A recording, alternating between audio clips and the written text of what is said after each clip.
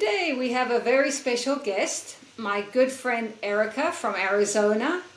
Welcome to the Bitcoin Edge, Ek. Thank you. So happy to be here with you. So happy you're here.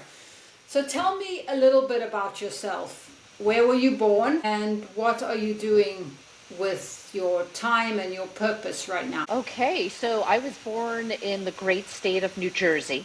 Woohoo! Where only the strong survive. No, and now I live in Scottsdale, Arizona.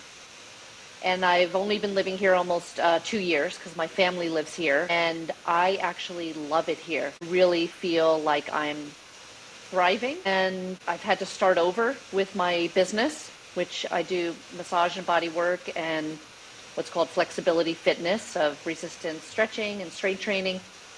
So it's been humbling and also exciting in the part about my purpose of being of service. So starting over, when I moved here, I had 0 clients, and the stress of that, but also rebuilding has given me different and new awareness of myself and my worthiness and my self-esteem, and also taking my time of how I want to build and what to create. So that has been really fun as far as my own creativity. But yes, my purpose, really feel like most of my life, and as my life continues, is to be of service, number one, to myself, which I have learned and continue to learn, but then to really be of service to others, to help others be who they really are. And so I'm learning who I really am. And that's, of course, a process. So it's been fun. Well, that's wonderful. I know that part of your journey is very important. This podcast is a little bit about the financial journey. So, because we all need money to live and to survive and to thrive in some ways. Take me back to the beginning. What lessons did you learn about money growing up?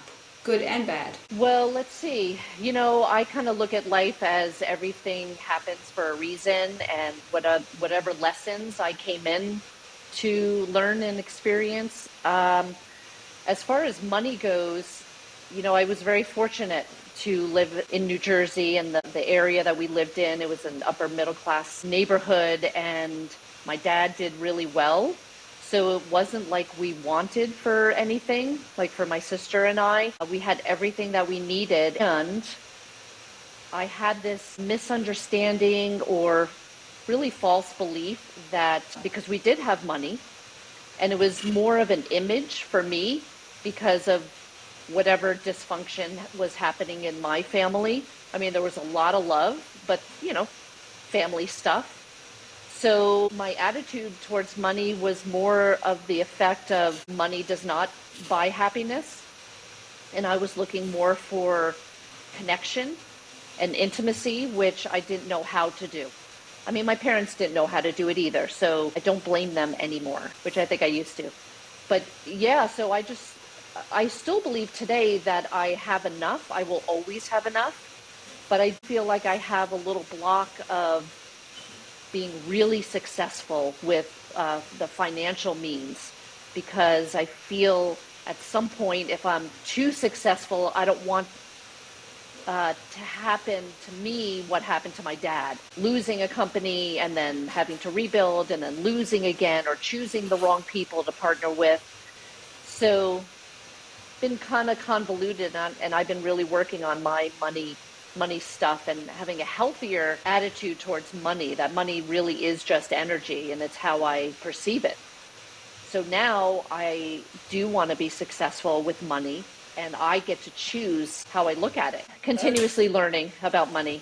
Yeah. Well, it's a very good point, because, in order to understand Bitcoin, you have to understand money. And it's not in the way that I necessarily thought.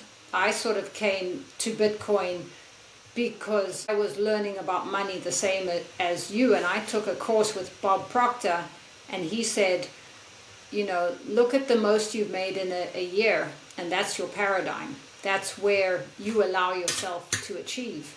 And I thought, because I got to this point and I realized in order to retire, I'm going to need to make a little more money. Then that took me down the rabbit hole to Bitcoin as a way to possibly get there. But actually, to understand Bitcoin, you really have to understand our money system, and that's a whole nother story. But we'll get there. I was wondering, have you learned any lessons about business since you restarted in Arizona? New way you're doing things? Yes. For me, I've had to kind of take a step back because a couple things. Because when I lived in Santa Barbara, it was just me and my business. And I did see a business coach when I was there to help me, get ahead and the detail, putting down on an Excel sheet clients and how much they're paying and what I'm making monthly. Because a lot of times someone would be like, oh, what is your, not anybody, my therapist would ask like, oh, what is your monthly income? I'm like, I don't really know. It's, because with my business, it kind of fluctuates a little bit. Now I feel like I'm making those microscopic changes of learning more about business, doing a little more research, listening to podcasts and reading some books about people that have been very successful, with money and financial advice. So I'm starting to build more of a foundation of looking what I'm making, like weekly or monthly, not being obsessed with it, because I also feel there's this trust part. Because every time I go into fear of, I don't know if my rent is expensive, blah, blah, blah, all the expenses. But if I really focus on me and my service, the money just seems to come in when I need it, when I'm doing something that is for my higher purpose. I really don't know how that happens other than I'm attracting that, and I feel, I believe in a higher power, in God, and I feel like God and the universe is, when I'm open to receive, it's given to me. But now I'm working with 2 other business partners who are friends of mine from Santa Barbara, and we're taking it very slowly and formulating a website with another friend of mine who's helping us, and I just got business cards. So step by step. And for the money part, I'm still learning about that, even with like what to charge with our stretch sessions or my massage. And I've wanted to raise my prices now that I'm here 2 years. And so that brings up, feelings for me. And so I get an opportunity to explore, with my self-worth and my value, like how do you put service on a value on a service that you're giving someone? So I've really asked myself that throughout the almost 20 years that I've been doing my business. Yeah, I keep learning. Well, it's a good quality, and sounds like you're on the right track. When we're learning about money, inflation's a big thing that comes in. I know you're doing quite well. Have you seen inflation affect you? Yes. In the sense, because I put a lot of focus on the food that I eat. A lot of my money goes to eating organically and healthy and supplements and, trying different things to keep my body in tip-top shape and everything. It's definitely more than they say out there of like even 5, 10%, 15%. It's probably 30, 35%. Because when I go to the supermarket, I get 1 bag of food and it seems to be between $80 and $100, where it was like between $40 and $50 before, of just like 1 shopping bag of food. So I'm having to be very mindful, and in a way, it's kind of good. What I'm learning is to eat the food that I have at home and not always like buying more. I feel like I'm respecting what I have in the sense of not always trying to just get like different stuff, because I do have a lot in my cupboard and I'm like, wait a minute, I have enough food.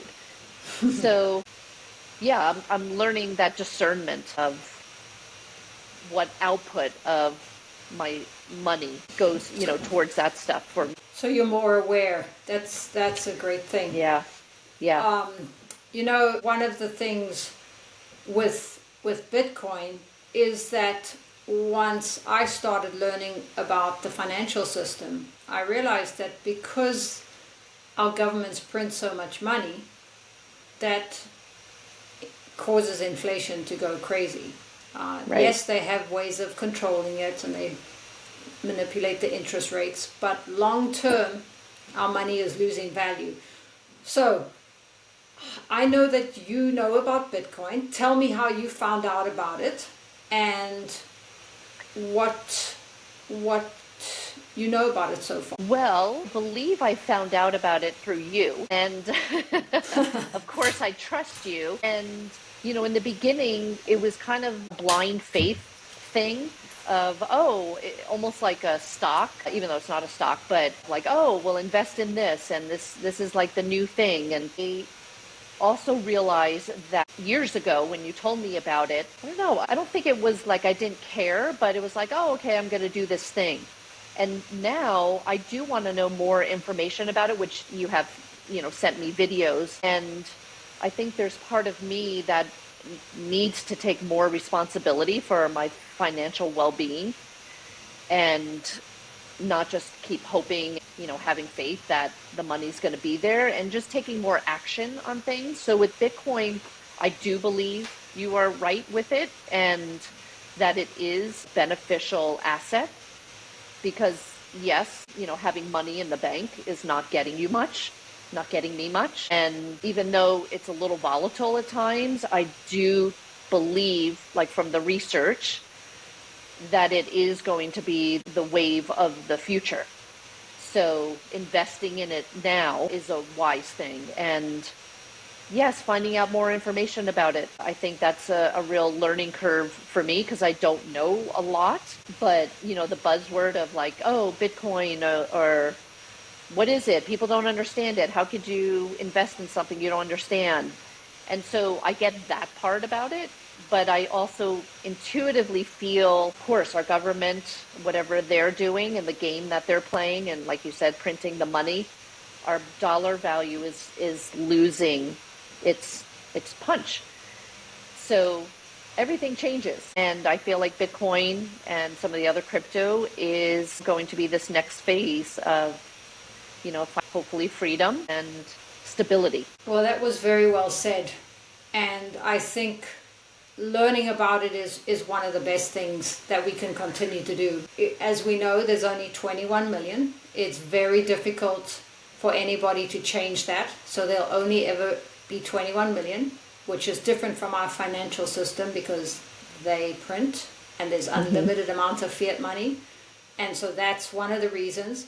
So it gives some hope. Bitcoin gives some hope. It's an incredible protocol that's kind of like the internet. And if you look at it on a graph, it is taking off quicker than the internet. So it's worth continuing to learn about. And the last thing I'll say is even President Trump and RFK are going to speak at the Bitcoin convention next month or this month. So okay, that's good to know. It's coming more mainstream. So yeah, I'm glad you're learning. And just for our last question, what's an inspiring book or inspiring principle or something you listen to that really guides your life? Because I know you have a very good energy and good life, so something that's speaking to you at the moment. Wow, a great question and also a difficult question because there are so many books out there that are wonderful. But what I could say is what's most important to me is my connection with myself and God. So I think like every morning I do a meditation. And I also read from these discourses. John Roger, who is the founder of the MSIA that I'm in, it's more of a spiritual group. It's not a religious group. And their focus is really on the loving. And in all of his books, there's only 3 principles or guidelines. There's no rules, which I love. No control. And it's basically take care of yourself so you can take care of others. Don't hurt yourself and don't hurt others, and use everything for your upliftment, growth, and advancement.